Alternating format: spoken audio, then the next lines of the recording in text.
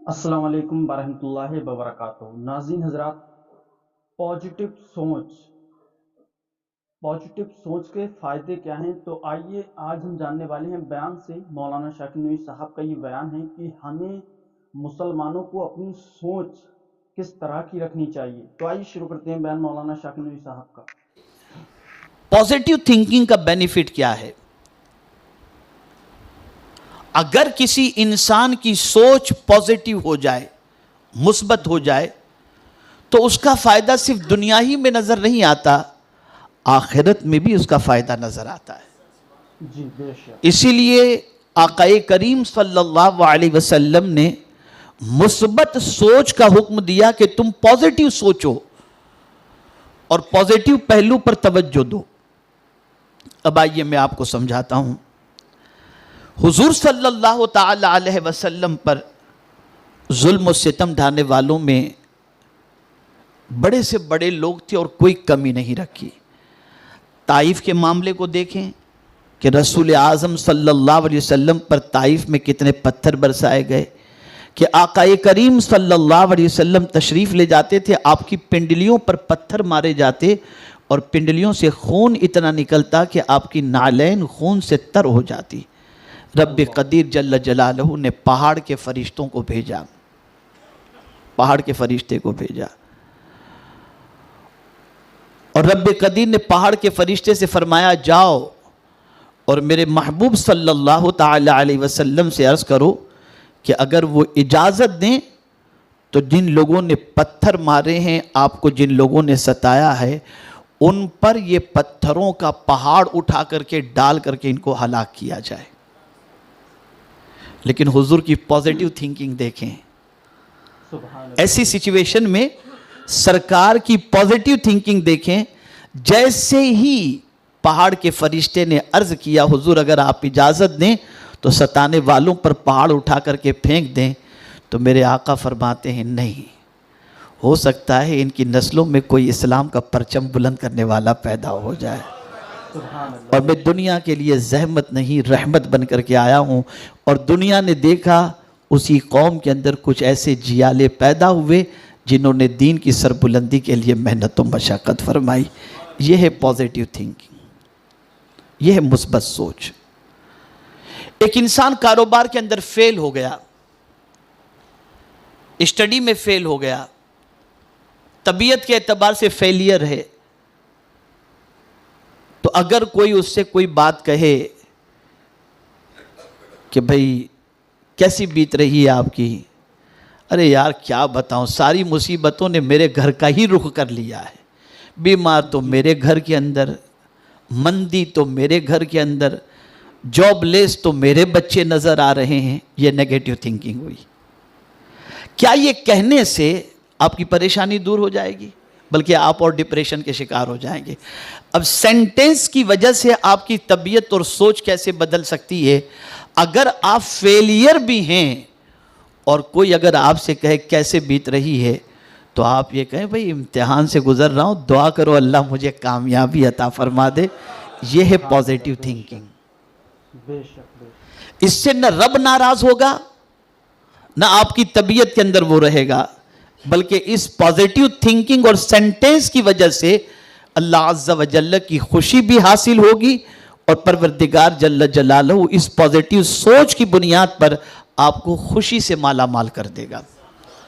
اسی طریقے سے میدان محشر کے معاملے کو دیکھیں، وہاں بھی پازیٹیو مثبت سوچ کام آتی ہے۔ ایک بندہ جس نے دنیا کے اندر گناہ میں اپنی زندگی گزاری، سر کے بالوں سے لے کر پیر کے ناخن تک وہ گناہوں میں ڈوبا ہوا رہا، رب کی تقریباً باتوں کو اس نے عملی جامہ نہیں پہنایا، قیامت کے دن اس بندے کے اعمال جب تولے جائیں گے تو رب قدیر جل جلالہ ارشاد فرمائے گا کہ اس بندے کو جہنم میں ڈال دو، اس بندے کو جہنم میں ڈال دو۔ اب وہ بندہ جہنم کا حکم سن کر دوڑ کر جہنم کی طرف جا رہا ہوگا، رب قدیر جہنم کی طرف دوڑتے ہوئے اس بندے کو دیکھ کر فرشتوں سے فرمائے گا بلاؤ اس بندے کو۔ وہ کہیں جنت کی بات تو نہیں سمجھا، میں جہنم میں جانے کے لیے بولا ہوں۔ اس بندے کو بلا کر پوچھا جائے گا تجھے جنت میں جانے کے لیے نہیں فرمایا گیا جہنم میں؟ تو وہ کہے گا ہاں میں جانتا ہوں مجھے جہنم میں جانے کے لیے فرمایا گیا۔ تو کہا اتنی دوڑ کر اتنی تیزی سے جہنم میں تو جا رہا ہے؟ کہا سنو، میں نے رب کے بارے میں سنا تھا کہ اللہ کی رحمت بہت وسیع ہے، میں نے پوری زندگی تو رب کی بات نہیں مانی، آخرت میں سوچا ایک بات تو مان لوں جلدی سے، شاید میرے مولا کو مجھ پر پیار آ جائے۔ بس رب قدیر جل جلالہ کو بندے کی یہ ادا اور پوزیٹیو سوچ اتنی پسند آئے گی کہ رب فرمائے گا اس بندے کو جنت میں داخل فرما دو۔ یہ ہے پوزیٹیو سوچ کا بینیفٹ۔ بے شک اسی لیے آقا کریم صلی اللہ علیہ وسلم نے ارشاد فرمایا رب سے اچھا گمان کرو کہ رب اچھے گمان کے مطابق تمہارے ساتھ فیصلہ فرماتا ہے۔ جی اسی طریقے سے قیامت کے دن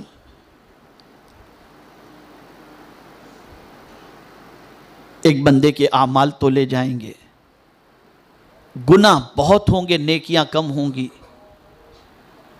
رب قدیر جل جلالہ اسے بھی جہنم میں جانے کے لیے حکم فرمائے گا، تو وہ بندہ سلولی جہنم کی طرف بڑھے گا، لیکن مڑ مڑ کر اپنے رب کی طرف دیکھے گا۔ رب فرشتوں سے فرمائے گا بلاؤ اس بندے کو، یہ پلٹ کے کیوں دیکھ رہا ہے؟ جب بلایا جائے گا تو اس بندے سے پوچھا جائے گا تو پلٹ کے کیوں دیکھ رہا ہے؟ تو کہے گا میں سوچ رہا تھا شاید میرے رب کی رحمت کو مجھ پر پیار آ جائے اور میرا مولا مجھے جہنم میں جانے سے روک دے۔ بس اس کا یہ کہنا مولا کو اتنا پسند آئے گا کہ مولا فرمائے گا اس نے میری رحمت پر بھروسہ کیا، لے جاؤ فرشتے اسے جنت میں داخل کر دو۔ یہ پوزیٹیو سوچ۔ اس وقت انسان کے غموں میں گرفتار ہونے کی ایک سب سے بڑی وجہ یہ ہے کہ تھاٹ، سوچ مسلمانوں کی نیگیٹیو بن گئی۔ ہر چیز میں نیگیٹیو سوچنا، پوزیٹیو سوچو، مثبت اپنی سوچ بناؤ۔ جب آپ پوزیٹیو سوچ بناؤ گے تو آپ کو اللہ تعالیٰ خوشی عطا فرمائے گا۔ ایک چھوٹے سے اگزامپل کے طور پر اور مزید آپ کو بتاؤں، غار ثور کے اندر دشمن غار کے قریب پہنچ چکا ہے اور صدیق اکبر اور رسول اعظم صلی اللہ علیہ وسلم غار کے اندر موجود ہیں۔ صدیق اکبر حضور صلی اللہ علیہ وسلم سے عرض کرتے ہیں کہ اگر دشمنوں نے تھوڑی سی گردن جھکائی تو ہمیں دیکھ لیں گے۔ پوزیٹیو تھنکنگ سرکار کی دیکھیں، میرے آقا صلی اللہ علیہ وسلم نے ارشاد فرمایا لا تحزن ان اللہ معنا، ابو بکر غم نہ کرو اللہ ہمارے ساتھ ہے۔ یہ پوزیٹیو تھنکنگ ہے۔ تو دنیا میں حالات کیسے ہی بنتے چلے جائیں اور ماحول آپ کے ساتھ کسی بھی طریقے سے آپ کی موافقت کے نہ ہوں، اور اگر آپ خوش رہنا چاہتے ہیں تو ایک جملہ دل کی تختی پر نقش کر لو، اور وہ یہ ہے مصیبت بڑی نہیں اللہ بڑا ہے۔ اللہ بڑا ہے، بے شک، سبحان اللہ۔ تو بیان اچھا لگا ہو تو ویڈیو کو لائک کر دیں، چینل کو سبسکرائب کریں اور بیل آئیکن ضرور دبا دیں تاکہ آنے والی ہر اسلامک ویڈیو آپ تک سب سے پہلے پہنچتی رہے۔ اور یاد رکھیں مصیبت بڑی نہیں ہے، بے شک اللہ بڑا ہے۔